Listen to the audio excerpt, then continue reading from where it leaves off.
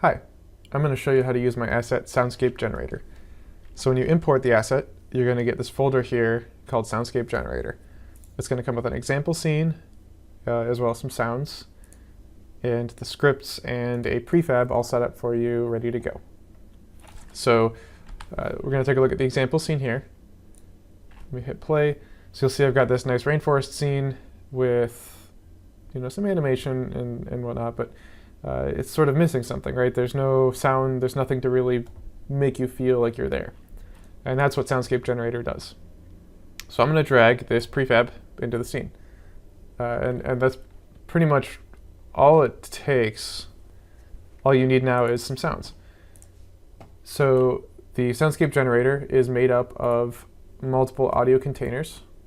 So let's say I make 2 or 4 or however many I want. Each one has the same set of information, and let's go through them. So the name, this isn't a necessary parameter, it's just something to name this audio container so that you remember what's in it. So let's start with this one. This one can be chirping. And you'll see it changes the name up here. So now chirping has no audio clips, so we want to add all of the chirping audio clips. So I'm going to go with these 4 here, add them in. And now what this will do is every time that this set of sounds here in this container plays, it's going to pick one of these randomly from this list of audio clips. How often it plays is set with this repeat time here. So this is between 2 and 10 seconds. So let's say chirping I want to play fairly often, so between 1 and 7 seconds. The pitch variation, so this is how high or how low the sound can vary. We can go down a little lower, so let's say between 0.9 and 1.2.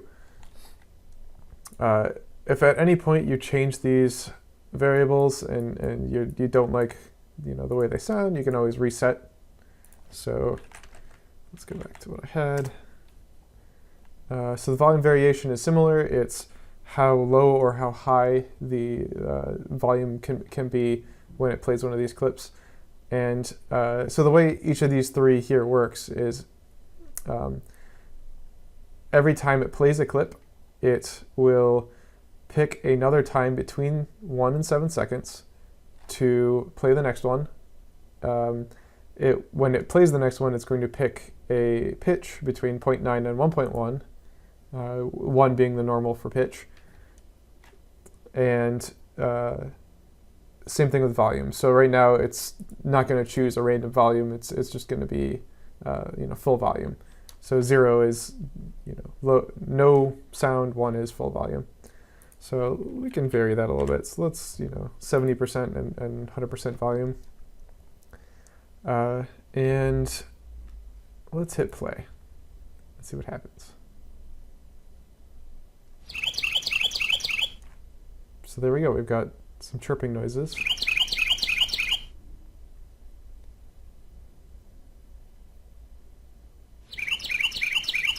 Cool. But that's not enough. We don't feel like we're there yet. So let's take a look at these parameters down here. Each of these are optional. So the sound type can be either 2-dimensional or 3-dimensional. If it's 2-dimensional, no matter where your audio listener is in the scene, it's going to hear the sounds made by these audio clips at the same volume. So it can be 100 miles away, or it can be right on top of you and you'll hear it the same. With 3-dimensional, depending on where the audio clip plays compared to your listener. So right now my listener is on my main camera. You can see that here. So 3D sound, 3-dimensional, it will change depending on how far away it is. So I'm going to leave these at 2-dimensional. Apparent transform is just where you want the audio clips to play from. So right now you'll see that when you run, the Soundscape Generator creates a bunch of audio sources, audio players, and it creates them on itself. If you give this set of audio containers a parent, it will instead parent that audio source to that object. So we're going to do that in a second with this bird that you see flying around in a circle. And the audio mixer is also not necessary, but if you have an audio mixer that you want the audio from these sound clips to go to, you can add that here. So cool, we've got chirping sound set up. And now we want, let's see, we want distant thunder, we want some twigs breaking maybe, maybe some more chirping that can play, you know, separately from our current chirping, and then we want to make that bird caw. So we've got some caw sounds here. So that's, I believe, 5 containers.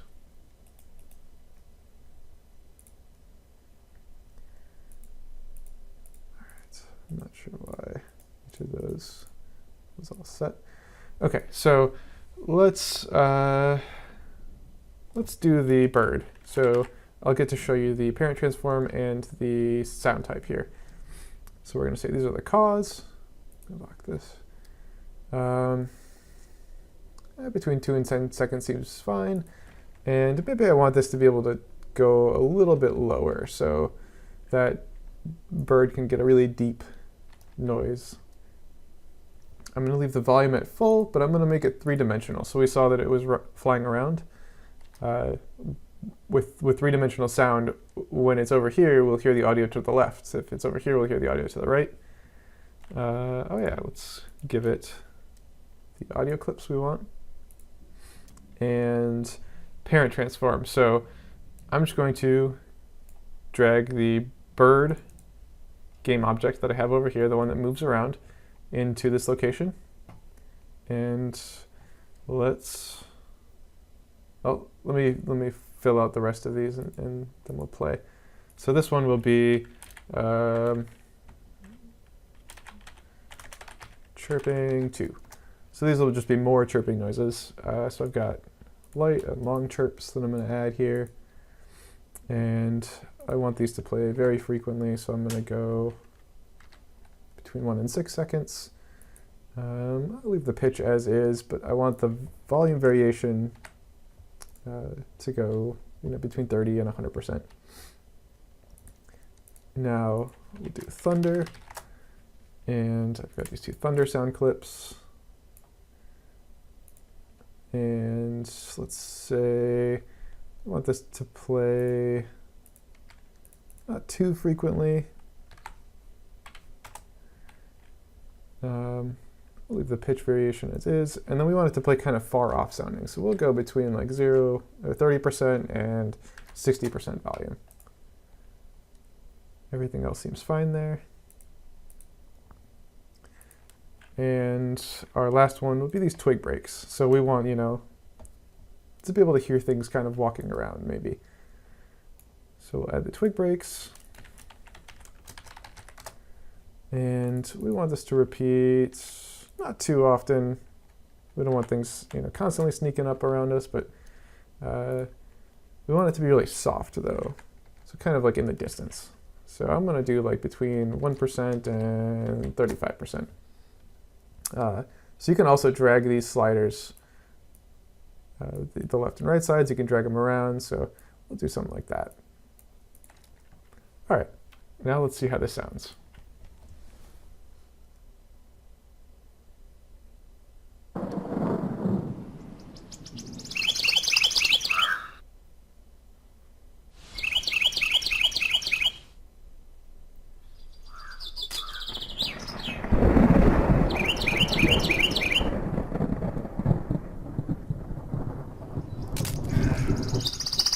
So the twig break sounds a little loud to me still, so I'm going to go way lower.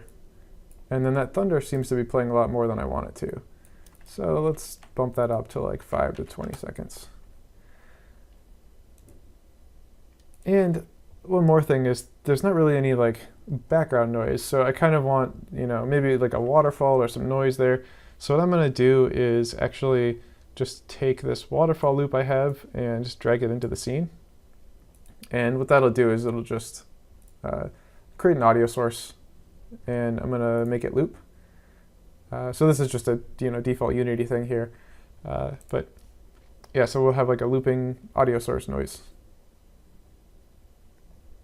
And let's try that out.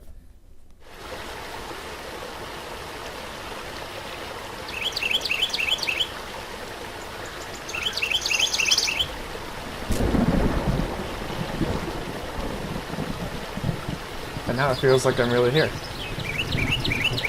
So just with a few set sounds, all of these I found, they're open source.